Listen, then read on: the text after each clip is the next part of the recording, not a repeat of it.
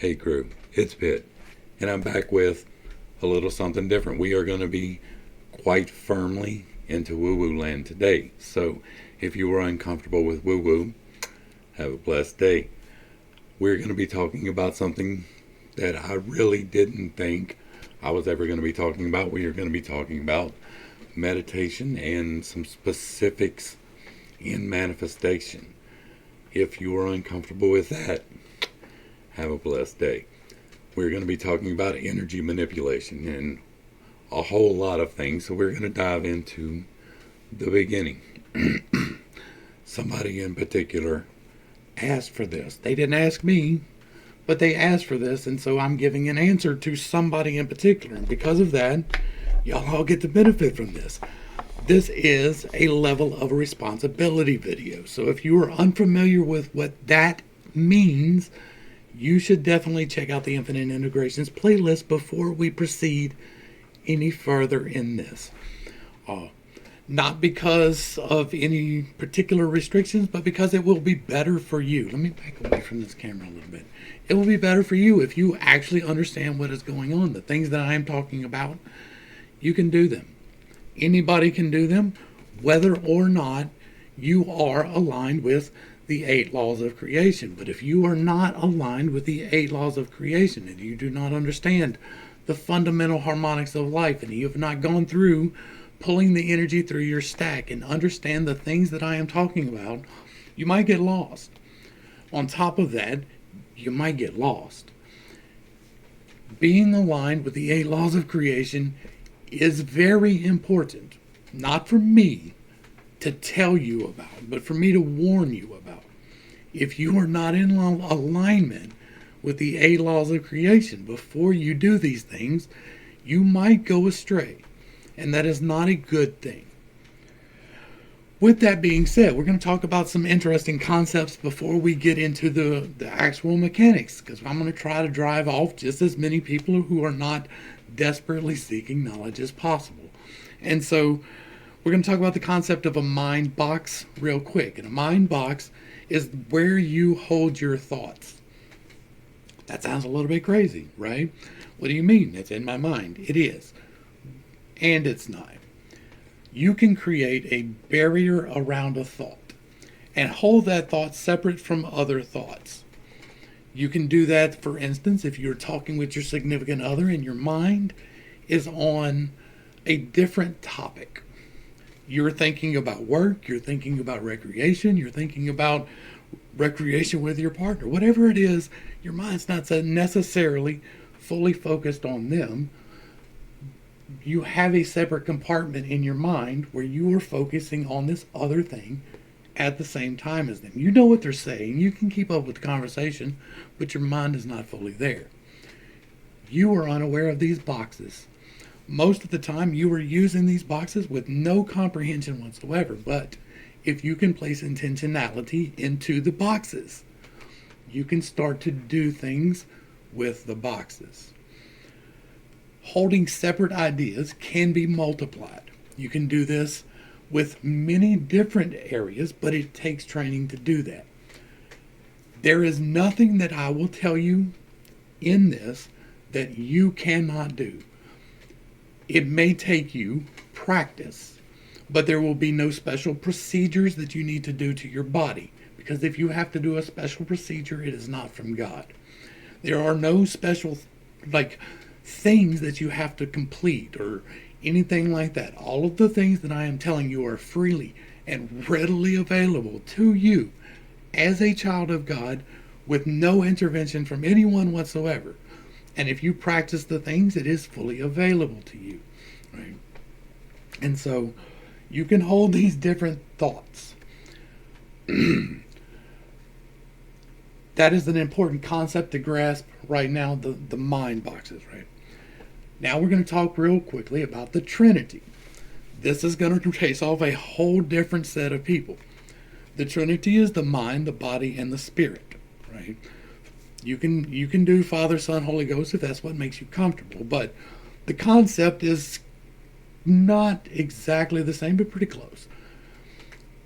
The Trinity is your flesh suit, right? The body. This is the thing which you animate. You have inside of this flesh suit a soul. It is specially portioned out to you by the divine creator himself, and he gives you access to thought. He allows you to make choices. That is where the soul resides, in the ability to make choices. And then you have the spirit. Now, an easy way to think about this is spirit and soul are kind of like the difference between your conscious choices and your unconscious choices. And what do you mean, right? Your conscious choices are, I'm going to wave my hand. Your body, your soul makes the decision to wave your hand. It moves the flesh suit. Your spirit is the part that allows that movement to happen. It's the part that you don't reflexively do, or you do reflexively do. You don't consciously do it. You digest food. This is the best example of the spirit. The spirit takes the outside and makes it part of you. It is the place of transmutation between. It is the actual doing of. And so it is like digestion, you taking the outside sources and breaking it down. Spirit is the part that takes those nutrients and makes them part of you. I don't understand it fully and completely, and it's not something that I can control necessarily.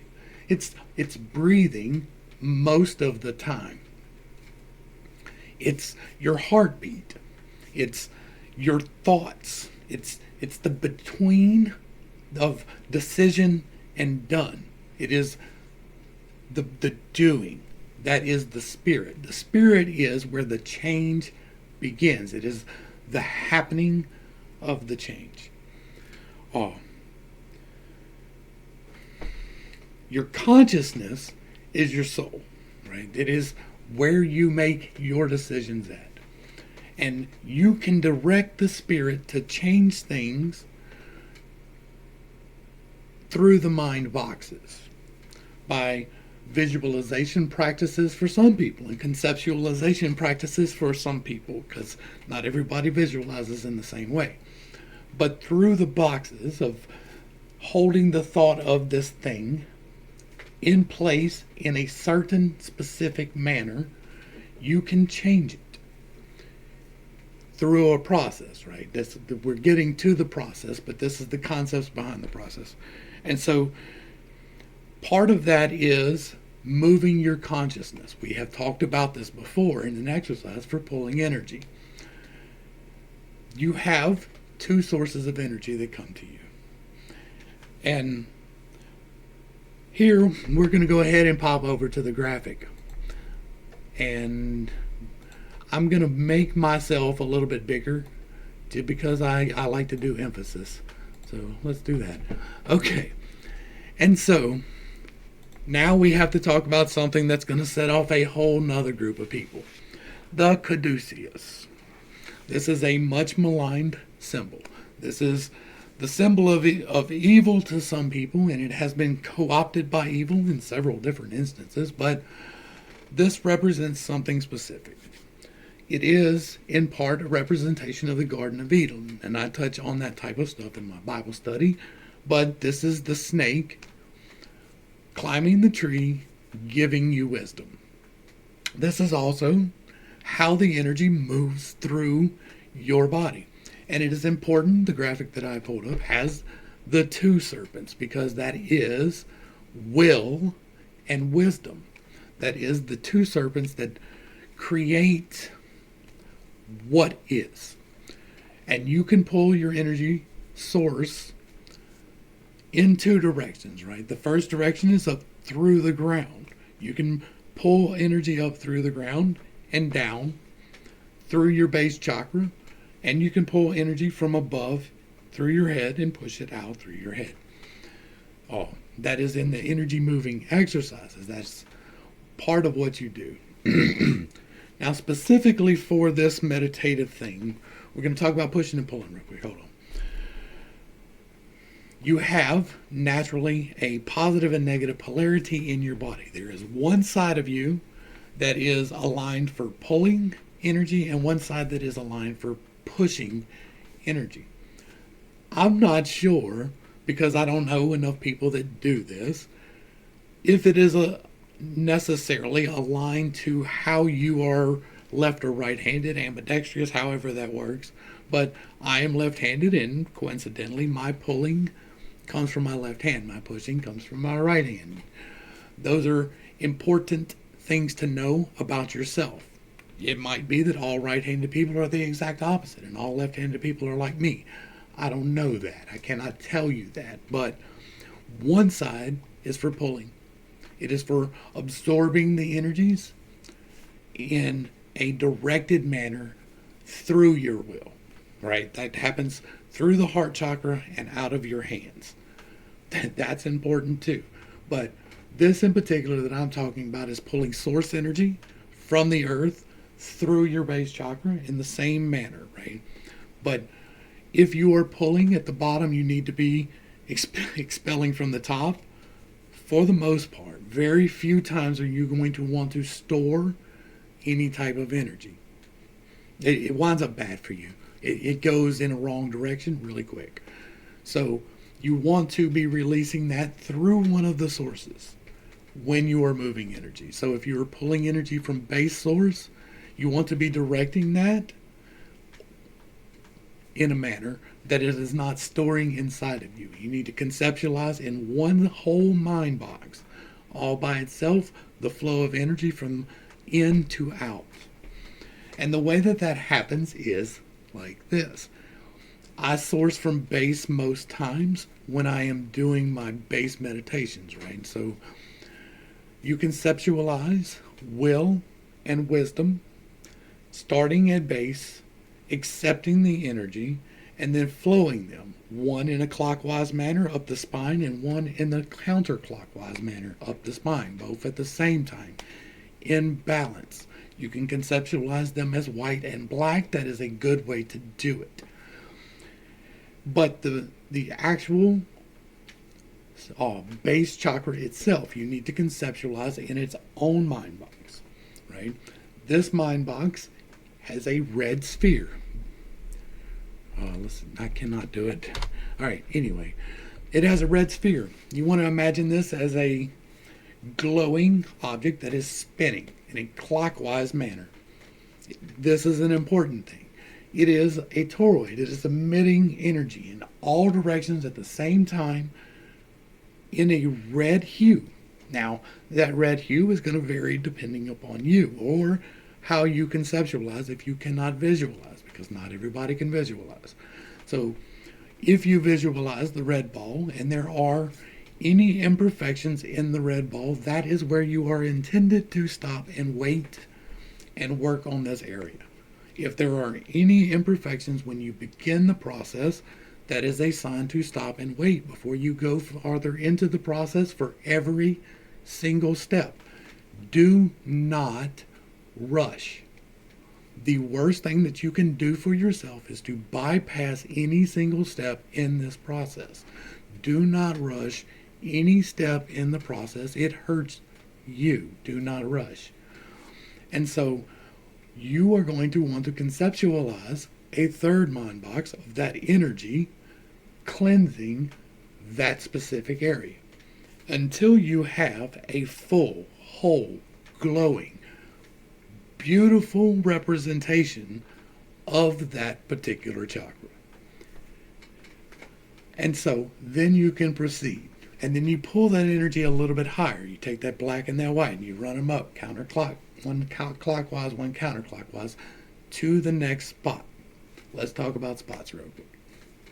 You can flex every single stop along the way. Every single one of these has a correlation in your body. The base is at your butthole. If you pinch a turd, you're flexing, right? That particular area, if you concentrate with intentionality on your base and flex that, you can use the energy there. You can break any blocks, calcifications, or outside interferences through intentionality and your mind boxes. This is part of cleansing the color. right? Or the conceptualization. If you're conceptualizing like I do, it needs to be a clean slate, whatever that means to you. And so then you can take it up, right? And you take it up and you can squeeze the solar plexus. Now this one's one of the hardest, or not the solar plexus, the sacral. That is the next step. That is this orange glowing ball. Now conceptualize these about the size of your fist. Some are a little smaller, some are a little bigger, but they are all about the same.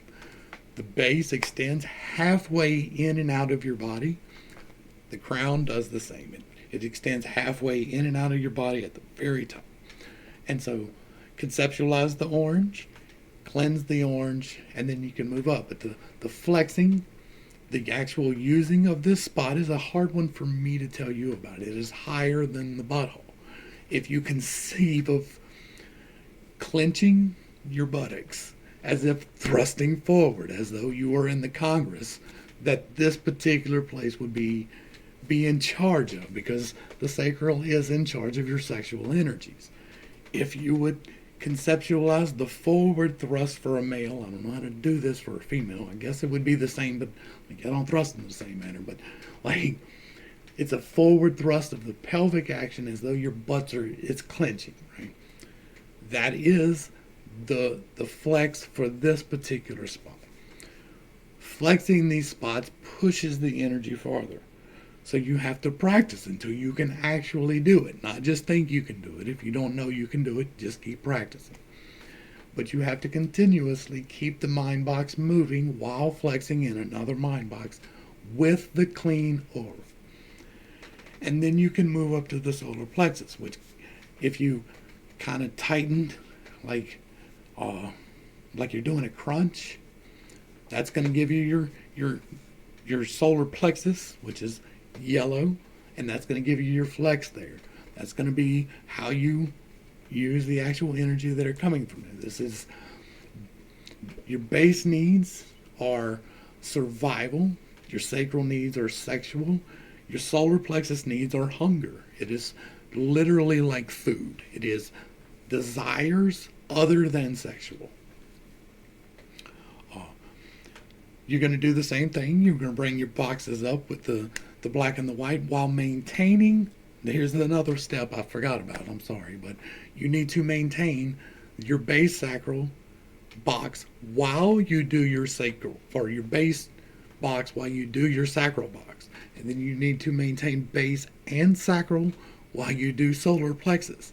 And then you need to maintain base, sacral, solar plexus when you move into heart. If you cannot maintain these boxes, you are not ready to move yet.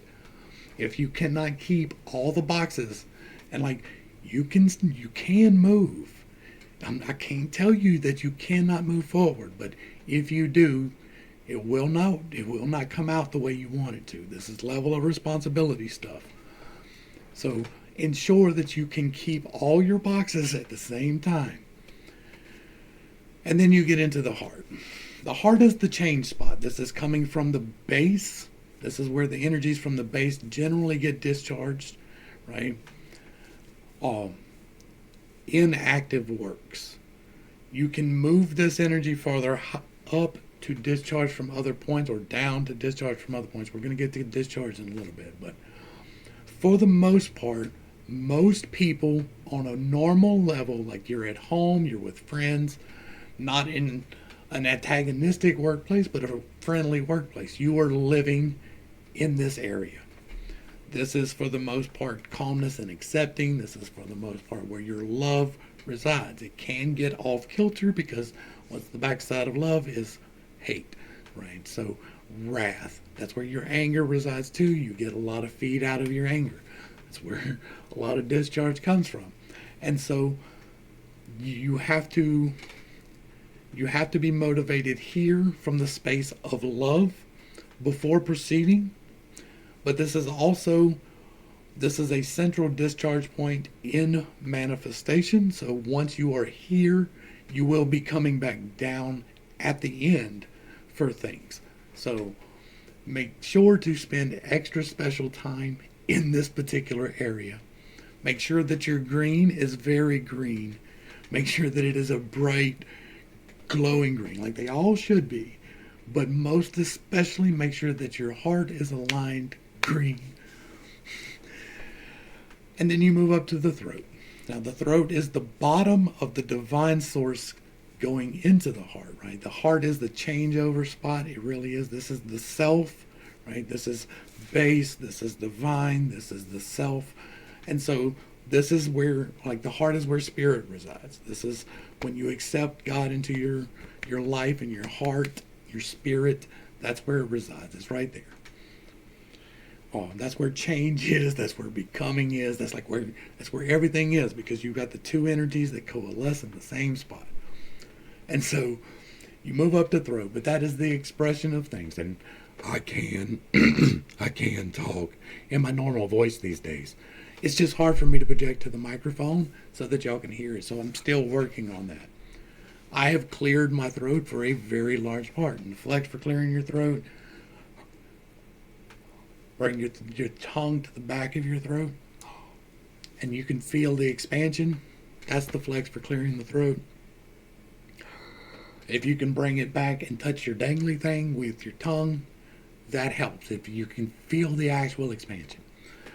And so this is intentionality. You need to make sure that this is actually aligned with divinity, right? If you're pulling from divine and you're coming out with your toroid, this is where you create toroids. In the physical, other than your discharge from your hands. Like, this is literally speak it into existence, is creating the toroid that is your timeline. And so you just want to make sure that this is aligned divine. You need to make sure you're in the line of all 8 laws of creation to pull energy down and speak it out. The third eye, right? You're holding all your boxes. Everything is clean. Everything is clear. This is where you see forward. This is the part I am still working on in large part, right? I can access the other ones. I don't, right? I have, and now I don't. I go back. I'm working on my third eye because it is not quite right. My visualization doesn't work. There is a block in there, and I am working on that. It is starting to do things, and I do not have full control of it yet, so I am going back and working on this one myself. But the mind eye is where you literally create the choice, right? This is the taking the divine inspiration, which comes in from the crown, and it is making the choice to push it down into. So when you receive your third eye inspiration, it is a shift that you have to push into, right? When you're doing your third eye projection, which, let's talk about this one. Okay, so third eye resides in the pineal gland. It is not necessarily in the center of your forehead right here, but if you go the center of your forehead and you come down here where the bottom of your skull starts to curve back down, right? Go right here between your eyes and right there where it starts to curve down in the center of your head. You draw a line. And then you go from temple to temple, and from right above the ear canal to right above the ear canal, and you draw a line. That's where it resides. It just so happens to be in the pineal gland. A lot of people get really tied up in calcification of the pineal gland, and you gotta flex it. If you flex it, you can break it. That is a truth, and that is an extremely hard one to tell you how to flex, but it involves pushing, like, you have to. Okay, have you ever tried to clear your sinuses? Like, you're on a plane and you go up altitude, however it happens, and it goes, and you go, right? Your jaw kind of goes down, but for the most part, you're pushing something in your ear. You know what I'm talking about? I know you do. I don't know how else to explain it, but if you can do that and push forward at the same time, you can break the blocks. Again, it takes some intentionality. It takes some practice. It has nothing to do with the water you drink. They think it does. They're wrong. Now, doing this will allow other things. These are some things that you may or may not enjoy. So be careful. You can also help stimulate this through another thing. Now, between the throat and the third eye, there is a communication center. If you go from your teeth with your tongue and you feel, there's a hard part. It's called the hard palate. And in the back where your hanging thing is, that's the soft palate is kind of squishy. And where the two of those meet, it kind of comes up in a little horseshoe. And then there's a little spot right there that's kind of a little different texture than everything else around it.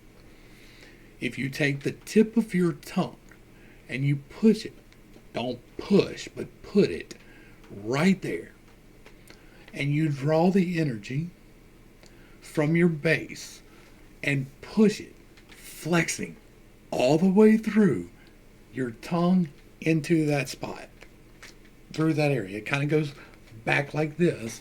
You'll know what I'm talking about when you do it. Once you've done it, you're like, oh, this whole thing right here is apparently the whole reason why they have this ritual in Hinduism. Like there's this whole subset where they cut the bottom of their tongue. And they take their tongue and they run it behind the soft palate up into the nasal cavity. And they touch things. And that's a shortcut. It works, apparently, from various testimonies. I've never done it, but it's a shortcut to do the same thing. If you shortcut things at any step of the process, you are going to bear consequences for shortcutting things. It doesn't mean you can't do it. It just means it's not smart.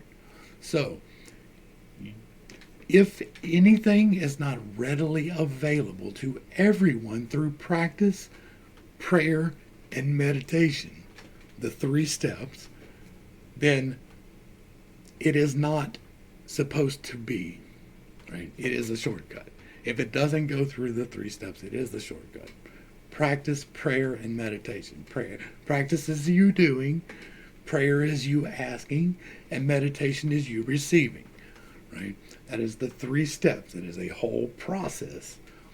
So you can do the thing where they cut their tongue, but that is a process that you are bypassing the actual step for. It does the same thing, but there's no need for that step.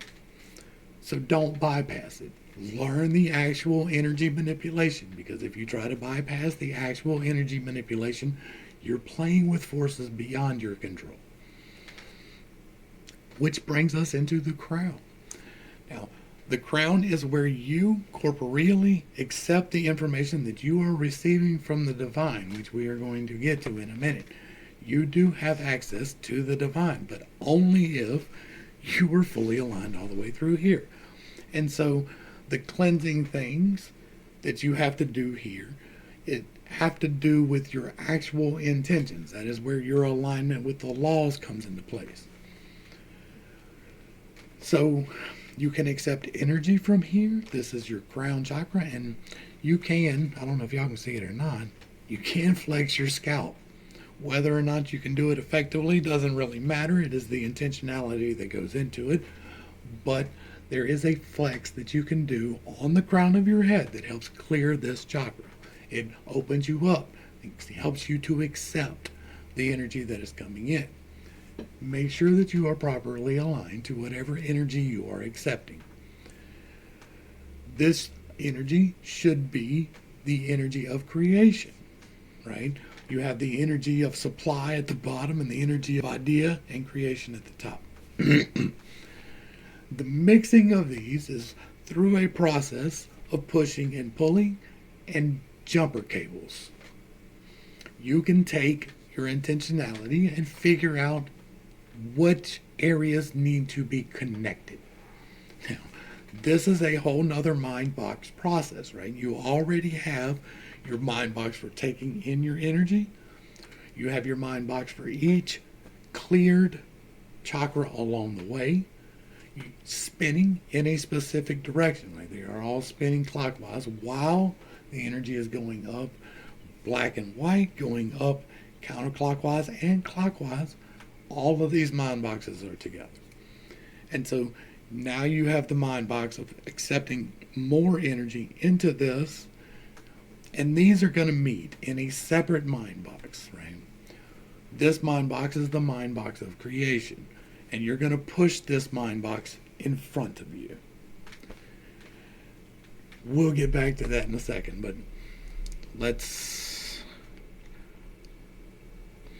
I'm not going to try and do it. I have a whole nother graphic, but I got to get out of the camera and change the whole angle, and it's a whole thing. But when these are all in alignment, you have all of these mind boxes together, you can create the Merkaba mind box, the Divine Access mind box. It extends from your palm with your arm extended. You put your hand up like in the 90-degree angle, and you stick your palms out on either side like the antediluvian man. You can go up and down, but the energy is really at the palm level, not really at the fingertip level. So if you go straight out, it really begins at the wrist, a little bit farther. It is a perfect sphere of that around you. It goes all the way around you. It rotates in a counterclockwise manner, and it is white. It is the combination of all the colors in perfect healing alignment, rotating perfectly together.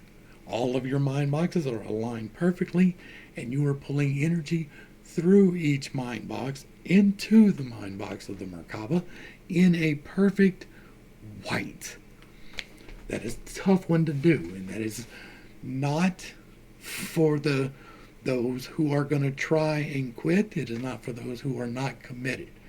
It will enact change in your life. It is another level of responsibility inside the level of responsibility we are already at. Once you have done this, you really can't go back. Once you have done this, things will change, and it will be to your good, but you may not necessarily recognize it as such in the beginning. Once you have completed all of these mind boxes, you can do the creation mind box, because you have to have the Merkaba fully in place in the mind box with all the other mind boxes in it, drawing the energy perfectly aligned. And then you can do the jumper cables. The jumper cables work like this. You take whatever the need is, right? It is a base need for survival. It is a sexual need or reproductive efforts.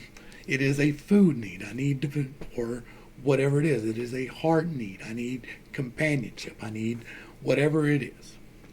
You take that particular color, that particular box, and you align it with divine will, or the future you see, or the future you're speaking, right? Consciously at the same time. Now you can multi-jump, right? So you can take all three of these and box them into alignment with the need. To do so, you have to hold, like the crown one is the hardest one to flex into while holding the concept. Now, personally, on my level, what I am not doing is specifics, because you have the Trinity, right? You have the three things again. You have the goal, you have the process, and you have the time. And the triangulation between them is up to you. But the more points on that triangle that you particularly try to control, the harder it is to pull the correct instance in. And what that means is, if you are aiming specifically for $1 million in a month, right, you're going to get the monkey paw effect. You're going to pull in that $1 million. But somebody's going to die for you to get it. If, however, you hold in that you want provision in this time frame, you leave open what that provision is, and you leave open the source of where that provision comes from. But you need this specific provision, and it will come. And because you didn't try to control where it came from, or you didn't try to control how it got to you, or like your thing was, I need this provision, this one thing in time, I need this provision. It can be provided from you from a variety of sources. And if you are in alignment and you are with the rules of creation and you are asking with divine intent correctly, then divine intent can guide the correct thing to you. This is the law of attraction. While you are doing this, you're going to want to have that alignment that we just spoke about. But you're going to want to hold the concept of the thing.